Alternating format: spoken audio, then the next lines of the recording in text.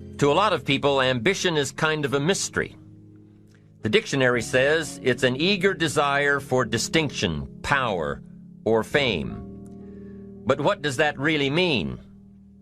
Well, let's start with the word eager. All by itself, eager is kind of exciting. Kids are eager for their birthday parties.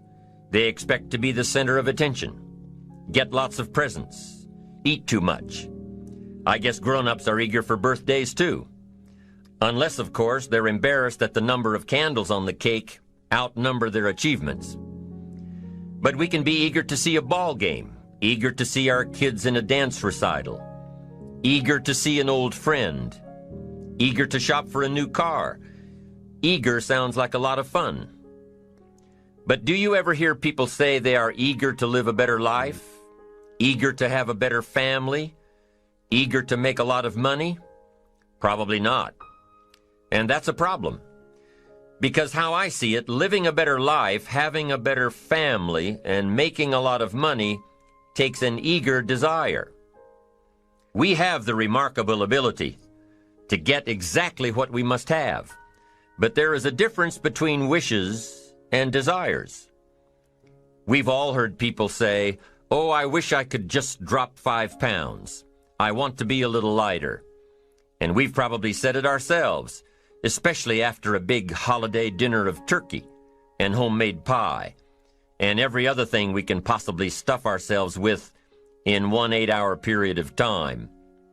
And even though we may wish we could breathe a little easier in our clothing, we have to have the desire to exercise a little more and eat a little less. The "I wish I could lose weight" has to become, "I have the eager desire to lose weight." I'm also sure you've heard people talk about wishing they had more money to pay the bills, or take a vacation, or just to take a little pressure off of life. But before their lifestyle can change, their wish needs to become a desire. If they really desired change, they wouldn't spend their evenings just watching TV and wishing they were doing something more. The backbone of an eager desire to change is discipline. True ambition is disciplined, eager desire. It's that little part within us that says, if I want to be ready for that meeting tomorrow, I need to finish preparing for it today. If I want to make sure I can pay for my kids' college education, I need to start saving today. If I want a better life tomorrow, I need to start working on it today. Ambition is a minute-by-minute, day-by-day mentality. To have the ambition to work towards a better family life, a newer car, a bigger house, a financially secure future, you have to live it every moment. If living a successful life was easy, I'm sure more people would be successful. If just being ambitious was enough, I'm sure all of the broke and perplexed people in the world wouldn't be broke and perplexed. While most people spend most of their lives struggling to earn a living, a much smaller number seem to have everything going their way. Instead of just earning a living, the smaller group is busily working at building and enjoying a fortune. Everything just seems to work out for them. And here sits the much larger group, wondering in awe on how life can be so unfair, complicated, and unjust. So what's the major difference between the little group with so much and the larger group with so little? Despite all the factors that affect our lives, like the kind of parents we have, the schools we attended, the part of the country we grew up in, none has as much potential power for doing good as the ability to dream. Dreams are a projection of the kind of life we want to lead. Dreams can drive you. Dreams can make you skip over obstacles. When we allow our dreams to pull us, they unleash a creative force that can overpower everything in our way. To unleash this power, though, your dreams must be well defined. A fuzzy future has little pull power. Well-defined dreams are not fuzzy. Wishes are fuzzy. To really achieve your dreams, to really have your future plans pull you, your dreams must be vivid. If you've ever hiked a 14,000-foot peak in the Rocky Mountains, one thought has surely come to mind. How did the settlers of this country do it? How did they get from the East Coast to the West Coast? By foot. Carrying one day's supply of food and water is hard enough. Can you imagine hauling all of your worldly goods with you? Mile after mile, day after day, month after month? These people had dreams, big ones.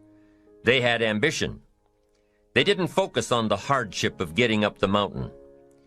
In their minds, they were already on the other side. Their bodies just hadn't gotten them there yet. Despite all of their pains and struggles, births and deaths along the way, those who made it to the other side had a single vision: to reach the land of continuous sunshine and extraordinary wealth. To start over where anything was possible, where everything was possible. Their dreams were stronger than the obstacles in their way. You've got to be a dreamer. You've got to see the future finished in advance. You've got to see California while you're climbing 14,000-foot peaks. You've got to see the finish line while you're running the race. You've got to hear the cheers when you're in the middle of a monster project. And you've got to be willing to put yourself through the paces of doing the uncomfortable until it becomes comfortable. Because that's how you realize your dreams. Our great country was founded with dreams. They've always been important. Dreams are what caused thousands of people to leave their homes and families and start over in a land where anything was possible. To this day, dreams continue to bring people to our land of opportunity, to a country where you can start with little and end up with a lot, to America. Don't you sometimes wonder why so many immigrants who come to America can build a new life and a fortune while many of the people who were born here are barely surviving? They have a dream, a defined goal, ambition. Aside from the pioneers that crossed the prairies and the mountains to reach their vision of hope and future promises, there are other amazing examples of how ambition has shaped America. Take Ben Franklin, for instance. When most people think of Ben Franklin, they remember the kite and the lightning bolt and the discovery of electricity. What a lot of people may not know is that Ben Franklin was one of the first writers to address self-making. When Franklin started Poor Richard's Almanac in 1732, he used the blank spaces between the crop data and the weather information to insert clever bits of moral and practical advice. I'm sure you've heard the saying, fish and company start to stink in 3 days. Well, that was one of hundreds of Ben Franklin's comments on life. Another was, diligence is the mother of good luck. You know, it's amazing how hard-working, smart-working people have all the luck. We sometimes hear of a brand-new musical group, an overnight success. They must have been in the right place at the right time, knew the right people, had a friend to help them out. But if you've ever watched an interview with some of these folks, you'll probably hear that their overnight success took several years. Diligence is the mother of good luck. Now, in addition to these witticisms, Ben Franklin gave us 3 principles of success and ambition that have withstood the test of time. Number 1, happiness doesn't come from big pieces of great success, but from small advantages hammered out day by day. What Mr. Franklin is saying here is that we must be happy with what we've got when we're in pursuit of what we want. Too often we say, oh, I'll be happy when I just get that promotion. I'll be happy when I just land that contract. I'll be happy when I just have more money. I'll be happy when I just. Just what? You won't be any happier when you reach your goals than you are right now. It just doesn't work that way. Abraham Lincoln said it best. He said, you'll be as happy as you make up your mind to be. Right now, whether you're on your way, whether you've already gotten there, you'll be as happy as you make up your mind to be now. Right now. Being happy on the way doesn't mean you can't aim for great things. After all, look at everything Franklin accomplished in his lifetime. It means that big achievements come one small advantage at a time. It means that you've got to enjoy the journey.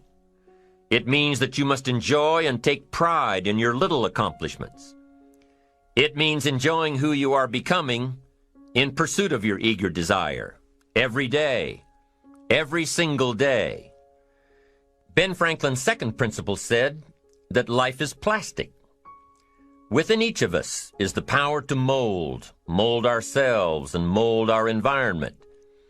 It is up to each of us to begin this molding process with a final product in mind. And it is within our power to work it and form it every minute, every day, every month, every year. By using your mind and your abilities and your attitude to work a little each day on molding your life, you'll soon see how magnificent your power is to gain those small advantages each day, the little steps it takes to build up to success. Principle number 3, success is a pleasure. Success is a pleasure. If what you are doing today isn't satisfying, gratifying, guess what? You're really not successful. If you are not fulfilled with what you are doing today, you cannot possibly be successful. It doesn't matter how many worldly possessions you may have, how many cars, how many toys, how much money. If you're not happy with your life as it is, you cannot be successful. Now, I know that success is a relative term. It means different things to different people. To a school kid, success may mean a star on top of his latest test.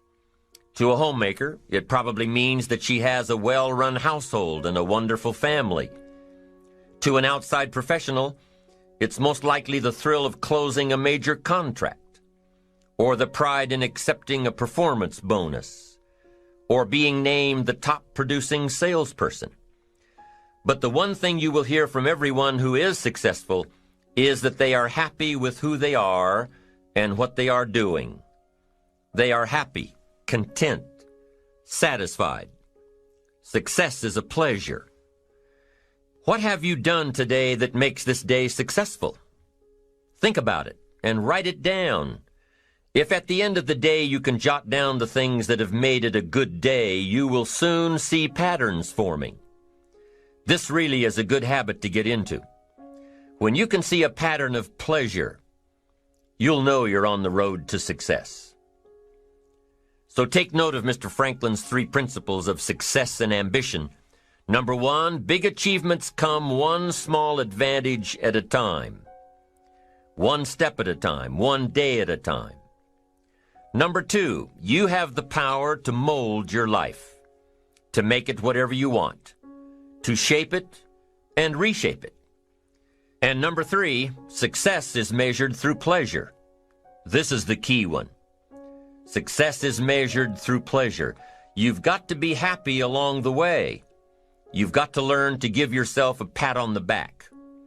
Good job, you need to tell yourself. I'm proud of me today. You've got to be happy. You've got to learn to enjoy the process. These are really common sense ideas. They're practical. And William James agreed. He's another American great, one of the most notable philosophers and psychologists in our history. And he founded a philosophy called pragmatism.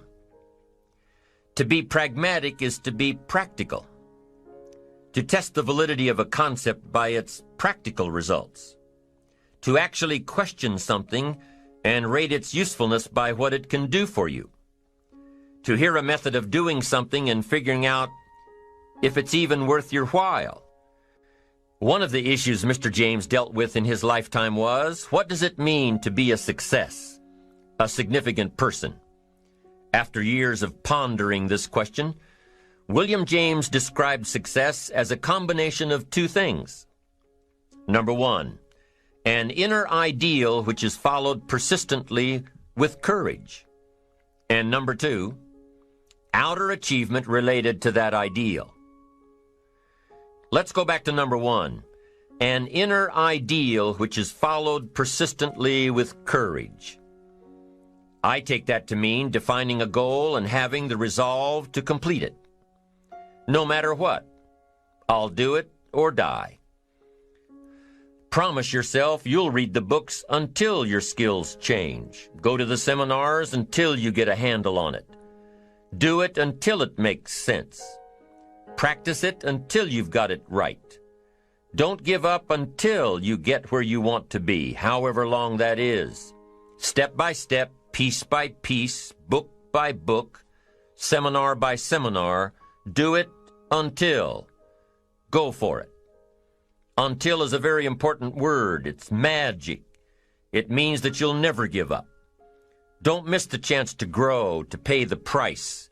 Until you learn, change, grow. You'll discover some of life's great treasures when you pay that price. William James' second part to success dealt with the outer achievement related to that ideal. You need both aspects to really be a success. But what Dr. James realized about his philosophy of success was that the first part is indeed more important than the second. Going for it. As long as you're working toward your inner goal, your dream, then success is possible. But once you give up your inner vision, then you can never become successful. You never will become successful. Until doesn't even matter. Now, maybe the person who's been working on a project for 10 years can be successful in his own right, if he's honestly working toward it, doing everything to make himself worthy of reaching the dream, really happy with where he is, doing it until. Then maybe he is a success. It's a personal thing, going for it one step at a time. Going for small accomplishments along the way for however long it takes. So let's think about this for a moment. What outside evidence or results or proof can be seen when you accomplish your goals one step at a time? You'll start to see things change around you, little things, not major things, but little everyday things, things you may not even notice unless you are paying attention. If you're one of those who'd rather stay up late and get up late, only to discover that your workplace doesn't fit your schedule, and you roll out of bed cursing the alarm clock every morning, maybe you could start with the little change of going to bed half an hour earlier than normal. And maybe you'll see, in time of course, you can't train your body overnight, maybe you'll find out that you jump out of bed in a better mood, and that your day will start better, and that you'll get more done, and that the people around you that caused you problems aren't so hard to work with after all. It all starts by making one little change and adding to it every day. You see, you can't change what's going on around you without first changing what's going on within you. Start changing how you look at mornings, and sure enough, people will start changing how they look at you. When you start changing how you think, how you act, how you treat others, how you treat yourself, when you start responding instead of reacting to life, life will start responding to you. I'm telling you that you can do it with your lifestyle. You can do it with your sales career. You can do it with your management career. You can do it with any part of your life. If you are looking for equities unmatched, don't curse the only thing you have, seed and soil, sunshine and rain, miracle and seasons. But start processing things like we're covering in this program, and change will take off for you. You cannot believe what can happen in such a short period of time. So you ask yourself, what small changes can I start making today? Well, you can start in your car on your way to work. If you're sitting on the highway, stop-and-go traffic, moving at about 15 miles per hour tops, look at the guy or the lady sitting next to you and give them a smile, or thumbs up, or even wave. Now, some people might think you're a little strange, but hey, you'll feel better. And tomorrow, when you get into the office, how about a big cheery hello to the people at the front desk and everyone you see on the way to your office? And when you get home tonight, how about giving your wife or husband and kids big hugs instead of collapsing on the sofa? When you start with the little things that make others happy, improve their day, you'll find that these little things add up to big ones. So what happens when you start taking charge of your own personal happiness, your own life? Do you think that these little things will somehow make a difference in meeting your goals? You bet they will. You can't do it alone. You can't be successful by yourself. It's hard to find a rich hermit, you know. The ambitious person realizes that each of us needs all of us. You all by yourself may have finalized the company's marketing plan, or finished up the sales projections, or even wrote the mission statement for the year to come. Even if you did this all by yourself, you really had the help of all of those around you who tolerated and supported your need to be undisturbed, or provided service to you during the project. Maybe you should thank those people every once in a while with a dinner certificate, or a bouquet of flowers, or 18 holes of golf. Even a thank you note. Thank you notes are so important. After all, without your support team, you probably wouldn't be where you are today. You can't be successful by yourself. So thank them. Thank those around you. And let them know just how important they are to you.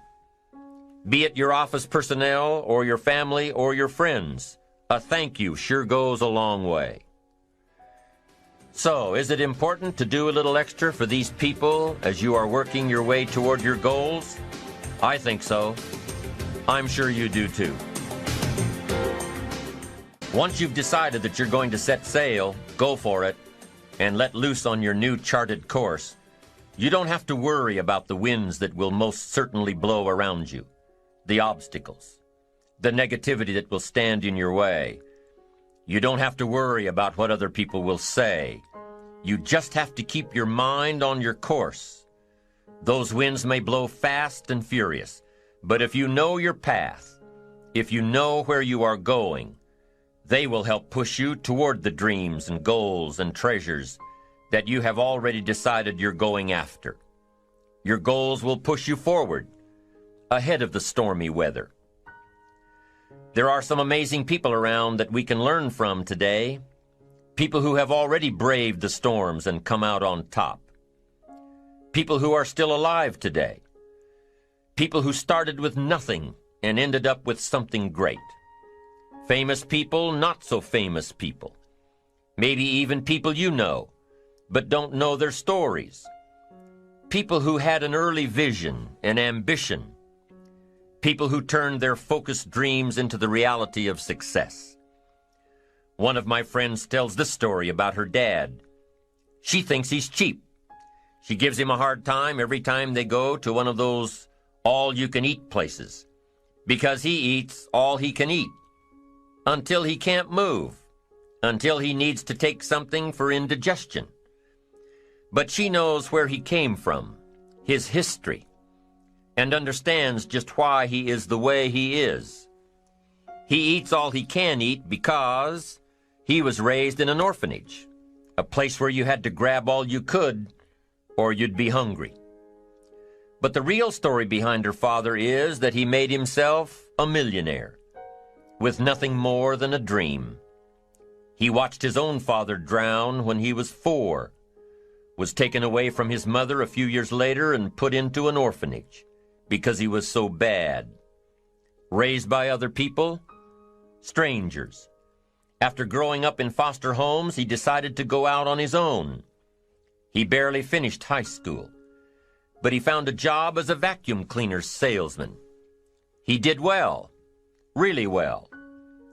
But the woman he loved didn't want to marry a vacuum cleaner salesman, and he really didn't want to be one. So he went to college, went on to medical school, prospered, really prospered, led a tremendously successful life as a radiologist, and is now retired, goes fishing, rides his Harley. Stories of success are all around us, everywhere. Take the time to talk to these people or read their stories. You might learn something. You might find out that they have already traveled the path you are now on. You know, when most of us think of Jesse Jackson, we think of the political Jesse Jackson. But what most of us don't realize is that before Jesse Jackson went to the streets to gain votes, he went to the ghettos with a message for inner city youth. During his rallies, he would have the street kids repeat after him, "I am somebody." Jesse Jackson's message to these kids was that ambition is a moral imperative. To be a good person, you have to have ambition. You have to try to do something good with your life. You have to try to get out of where you are today or make where you are a better place tomorrow. You have to, or anything else is a waste. Mr. Jackson knew that his contribution to life began with America's youth, where he could make a difference before bad attitudes and bad habits took over for good. He went to make a difference with the disadvantaged youth of America. What an admirable mission. I'm sure you know that the same principles he teaches apply to you. When you get up tomorrow morning and are standing in front of the mirror getting ready for the day, remind yourself that you are somebody, that you are important, and that you can make the changes that will move you closer to your ideal future. Listening to the words of people like Jesse Jackson are of total importance because motivation, lasting motivation, is backed with education. Many of these people have written books on their journeys.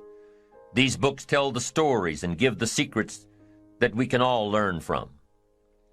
Let's say you decided to take a trip, just a short one, maybe for a weekend. Let's say you want to go away to a place you've never been before. Wouldn't you want to find someone who had been there? Ask them a few questions. What's the best way to get there? The safest route? The quickest route? What do I need to bring to be totally prepared? What fun things should I look for on the way? What dangers do I need to avoid? By talking with someone who has already been there, it'll make your trip that much more enjoyable. It's the same thing with life. By listening to those who are farther along in the journey you are interested in taking, and learning from their successes and failures, you just might pick up something that will make your journey that much better. Listening to the stories of others can be motivating, captivating. They can provide that extra push you've been looking for. They can demonstrate what the power of ambition is truly all about. They've been there. Their knowledge is valuable. And when you use that knowledge and motivation to take action, you'll gain momentum. Eventually, you will find that the key to motivation, true motivation, is right there inside you. You won't have to look elsewhere to get pumped up, turned on, charged up. With the right knowledge behind you, you will learn how to motivate yourself. With the right knowledge, you will find yourself becoming inspired on your own, by your own learning, by your own discovering. You won't have to hope that somebody comes along to turn you on in the morning. They might not show up. You'll find that your journey of pursuit is the best alarm clock in the world. Joseph Epstein wrote a book called Ambition. In his book, Epstein defines ambition as the fuel of achievement. He says that everybody has a need for achievement, to do well, to get somewhere in life, to be better, to achieve. Achievement means moving forward. And in order to move forward, you must be motivated, inspired, ambitious.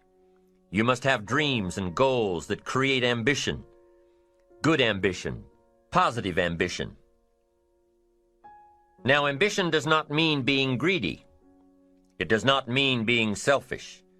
It does not mean getting ahead at the expense of others. Ambition is not greed. Ambition is not avarice, an all-consuming desire for wealth. Ambition is not hoping you can win at the expense of others. Do you suppose Judas was ambitious? He ended up with 30 pieces of silver, a fortune in those days. Was Judas successful because he had all that money? No, Judas sold out. Was Judas happy when it was all over with? No. The money didn't make him happy. What he did to get the money certainly didn't make him happy. What Judas became in the pursuit of his fortune caused him to end his own life. What drove him was not ambition. Ambition is not greed. Ambition is an eager desire to achieve, an eager desire to get ahead in life, to do more for your family, to prosper in health, wealth, and relationships. Now, desire does not always translate into ambition. Desire is what you want for yourself. A bigger house, a better car, a fatter bank account, a better life. I desire to have these things. Ambition is how you get there. Desire is sometimes healthy. Desire is sometimes unhealthy. Desire might say, I want the tallest building in town. The destructive side of desire might urge you to tear all of the other buildings down. I guess that's one way to do it. You might get away with tearing down the first one and maybe the second one. But in your desire to tear them all down, sooner or later, some guy is going to be standing out in front of his building saying, I'm on to you. Get out of here. And pretty soon you're no longer known as a builder. You're known as a destroyer. Now, the second way to have the tallest building in town is to see it, dream it, and plan it, and put your team on it, work on it. Go through all of the steps to get there. Do it right. Have the ambition to be the owner of the tallest building in town, and go through all of the right steps to get there. If you really want it, and have the skills to do it, and the patience to weather all of the storms, your ambition will lead you there. Having the ambition to do what it takes to get you where you want to go is good. Ambition is creative and constructive. Ambition is an expression. It's something inside of you want to express in a positive way. I'm sure you have dreams of accomplishing great things. Are you ambitious enough to realize these dreams? Are your dreams strong enough to pull you toward your future? Are they vivid enough to see the end result now? Are they worthy of doing until you get there? What are your reasons for creating these dreams? Reasons vary from person to person. I bet if you did a little soul searching, you could come up with a fairly strong list. The list of reasons.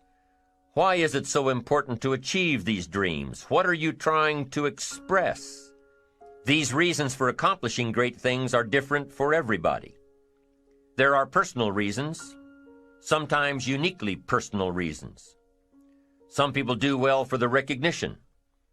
Some people do well because of the way it makes them feel. They love the feeling of being a winner, and that is one of the best reasons. Once in a while I hear someone say, if I had $1 million, I'd never work another day in my life. Hey, that's probably why the good Lord sees to it that he doesn't get his million, because he would just quit. Family is another reason, a motivator for doing well. Some people do extremely well because of other people, and that's a powerful reason. Sometimes we will do something for someone else that we would not do for ourselves. I know a lady who was getting back on track from financial disaster. Even though she didn't have much of anything left, her primary motivator was to keep her daughter in private school, an expensive one of the best in the country. Although her goal was to financially surpass where she was before her economic fall, her main reason to work all of those extra hours was to give her little girl the best possible education. As you can well imagine, wanting to do something for someone else led her to all sorts of other accomplishments as well. How fortunate are the people who find themselves greatly affected by someone else. It's powerful. What has you getting up early, hitting it hard all day, and staying up late? What has you inspired? What are your reasons for doing well? What's at the core of your quest? What is the power behind your ambition? Think about it. Jot it down. Do some soul searching. Define your reasons so they will work better for you. So now we have determined that it's in your best self-interest to be ambitious. Self-interest, self-preservation. As human beings, we can't help but be interested in our own self-preservation. We can't help but be self-interested. It's one of the strongest urges we have. Interested in our preservation, interested in our development, interested in our success. There's certainly nothing wrong with self-interest, but here's the clue.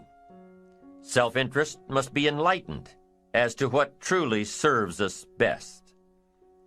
When I found out that self-interest was okay, that was a big relief to me. Now, we're not talking about selfish. We're talking about self-interest. Self-interest needs to be educated, enlightened. Self-interest is willing to be benefited by service to others, not at the expense of others. Self-interest at the expense of others starts to be greed, evil, hoping you go up as someone goes down, hoping to attain while someone else loses. I win, you lose. We call that the beginnings of evil, the dark side of our nature, wishing to benefit at the expense of others. Enlightened self-interest wishes to benefit at the service of others. A friend of mine tells this little story about a person she hears from about every 3 months or so. This guy calls to solicit money for food baskets for homeless families. She's happy to give her money to them. She was unfortunately homeless for a short period of time, and she knows the position these people are in. This group is legit. She checked them out. But after the second or third time this guy called, same guy, after the second or third time he called, she started talking to him about other stuff. Turns out this guy is broke, living in a hotel, looking for any construction job he can find. Any job at all. But what's unique about this guy is that he donates 2 or 3 hours a night, every night, to call people and get money to feed the homeless. Every night, from his hotel room. Now, most people would say this guy should use those hours every night to work a second job or a third job. But while he's way down on the ladder of success, he feels it's important to help those less fortunate than he is. He has a roof over his head. He makes enough to feed himself. And my friend says that every time she talks to this guy, every 2 or 3 months, he's doing better. He's digging himself out of debt. He's starting to save money. He thinks he'll be able to move into an apartment in another month or 2. Now, recently an interesting thing happened. My friend was talking with an associate of hers. She's single, lives in a big house, needs to find a handyman to help her out on a regular basis, someone who can build an addition onto her house. So my friend told her about this guy. The only reason this guy ended up being hired was that my friend's associate was touched by his dedication to service, while he, himself, was down and out. Service. Success at the service of others. Now, this guy isn't rich by any stretch, but through my friend's network, he now has constant work, doing things around several people's houses. And now he's in a place of his own. And guess what he does every night? He's still making phone calls to get money to feed the homeless. What great character this man has. Enlightened self-interest leads to wealth. Self-preservation leads to poverty. Somebody says, well, I can't be concerned about other people. I have to pay attention to myself. Well, then you'll always have to. Somebody says I can't be concerned about other people's bills. I've got enough worries trying to pay my own. Well, then you'll have to worry about them for the rest of your life. The best way to get that monkey off your back is to turn your attention around. Once I understood some of this stuff, I'm telling you, it revolutionized my whole life.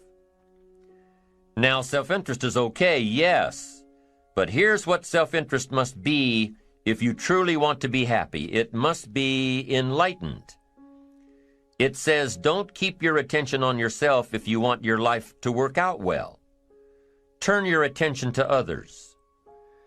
In your own self-interest, be enlightened. Truly act in your own self-interest by making an investment in service to others. Next, if you wish to receive, now there's nothing wrong with wishing to receive. It's part of self-interest. But here's the enlightened part. If you wish to receive, you must give. Some people say, if you give, it's gone. No. Not if you're educated. If you're stupid, yes, it's gone. But if you're enlightened, chances are, if you give, you've invested. And what do we expect an investment to do? Return. Get back what you put out? No. We expect it to return multiplied. Bigger. Greater. Better. My father taught me way back, son, always do more than what you get paid for. Now, some individuals might argue with that. They'd say, no, you're going to mess up the whole program. I know they're wrong. In my own self-interest, I did what my father taught me, to always do more than I got paid for. Why? To make an investment in my future. Do more than you get paid for to make an investment in your future, and it's paid off for me. If you're wanting that big promotion, are you going to go up to your boss and say, just give it to me? I'll work harder if you just give me that promotion. No, it doesn't work that way. You've got to do more in your current position so that you get noticed, so you stand out from everybody else. So the boss says, hey, we've got this position opening up, and I think we should give it to Nancy. She does so much more than we expect. Just imagine what she'll do if we give her this promotion. You've got to do more than you're paid for. You've got to. It's an investment in your future. It's one thing to make a sale. I'm telling you, if you make a sale, you'll make a living. If you go beyond making the sale and serve people by keeping in touch, calling them before they call you, writing a thank you note, sales will lead to multiple sales. You can make a fortune if the customer is well taken care of. People who are well taken care of will open doors you can't get through by yourself. All of us have found ways to make a living.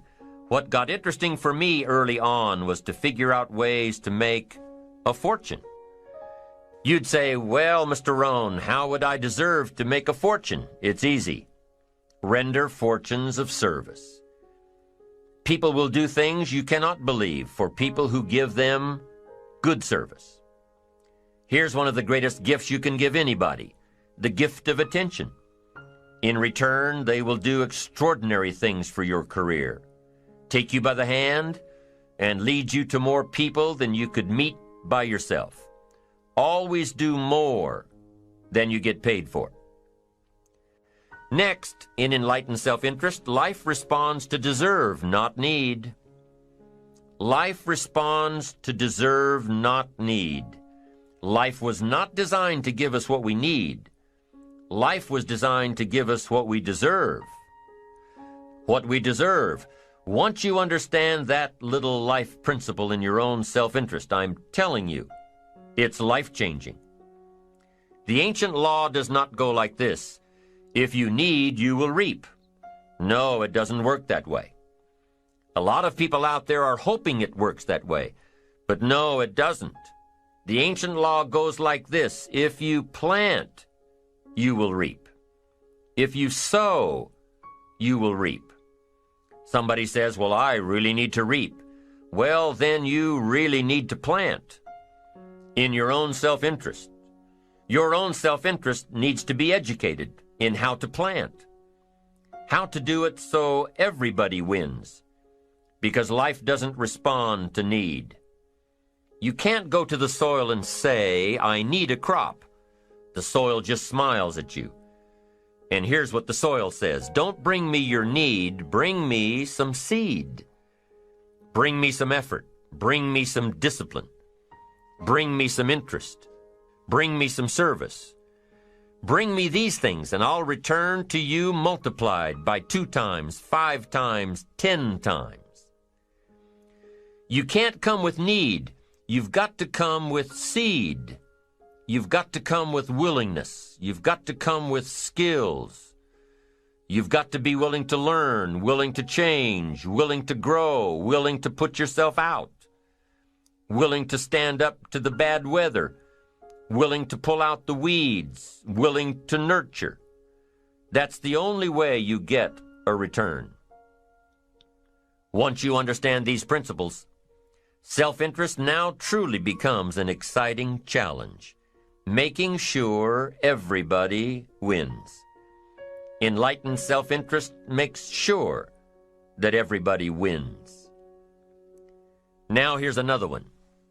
If you want to find, you must search. And if you search, you will find. In order to find, you must search. You must go to church. You must go to the seminar. You must go to the library. You've got to go to the bookstore. You've got to go to the class. You've got to go to the training. You've got to go searching. Why? If you search, you will find. You'll find ideas. You'll find inspiration. You'll find hope. You'll find contacts. But you've got to be out there, on the search, on the look.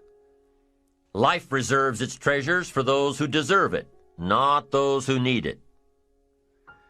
Enlightened self-interest, giving so that you will receive, searching so that you will find, making sure that everybody wins all the way around. Enlightened self-interest needs to be educated. Enlightened self-interest says, I will learn that life is not just the passing of time. I will learn that life is the collection of experiences, ups and downs, highs and lows, laughter and tears. You must decide to act. You must have the discipline to act. Now here's what's important about discipline. One discipline affects another discipline. All disciplines affect each other. In fact, here's a good philosophical phrase. Everything affects everything else. Nothing stands alone. Don't be naive and say, this doesn't matter. Of course it matters. It all matters. Some things may matter more than others, but everything matters. If you'd rather sleep in than go for a walk around the neighborhood, pretty soon it will matter. If you'd rather spend your money instead of saving it, pretty soon it will matter. If you'd rather put off a letter to an old friend instead of corresponding regularly, pretty soon it will matter. If you'd rather work late every night instead of going home and spending time with your family, pretty soon it will matter. It all matters. Every letdown affects the rest. If you won't walk around the block, you probably won't eat right. And you probably won't buy the books. And you probably won't attend the seminars. And you probably won't spend your money wisely. And after years of this, it all adds up. So the key to reversing this process is to start picking up the disciplines. It does matter. It all matters. Now, here's the positive side. Every new discipline affects the rest. Every new discipline makes a difference. That's why action is so important. The smallest action, the least action. The action that you won't think will matter. It all matters. Take it. Because when you start accomplishing and the value starts to return, you'll find inspiration to do the next one and the next one and the next one. If you start walking around the block, it'll inspire you to start eating right. You start eating right, it'll inspire you to get a book. You get a book, and it'll inspire you to get a journal. You get a journal and it'll inspire you to develop some skills. Disciplines affect each other. Lack affects the rest of your life. The key is to diminish the lack. One of our greatest temptations is to just ease up a bit, to do just a little bit less than you're capable of, to take a little break.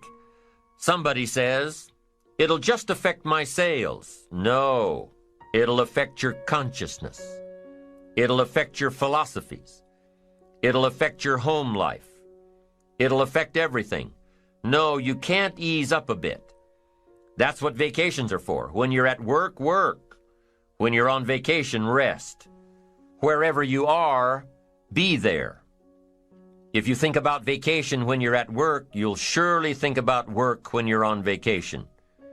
You'll just mess it all up. So be disciplined. Get involved. Do all that it takes to get the job done. Get your health back. Get your bank account where it's supposed to be.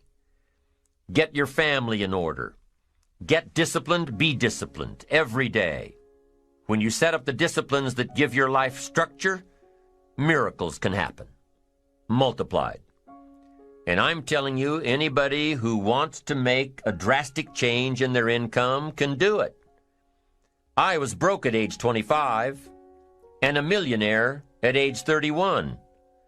Everything around me was the same. I changed. I refined my philosophy. I read the books. I took the classes. Started looking at life a little differently. I'm telling you, it works.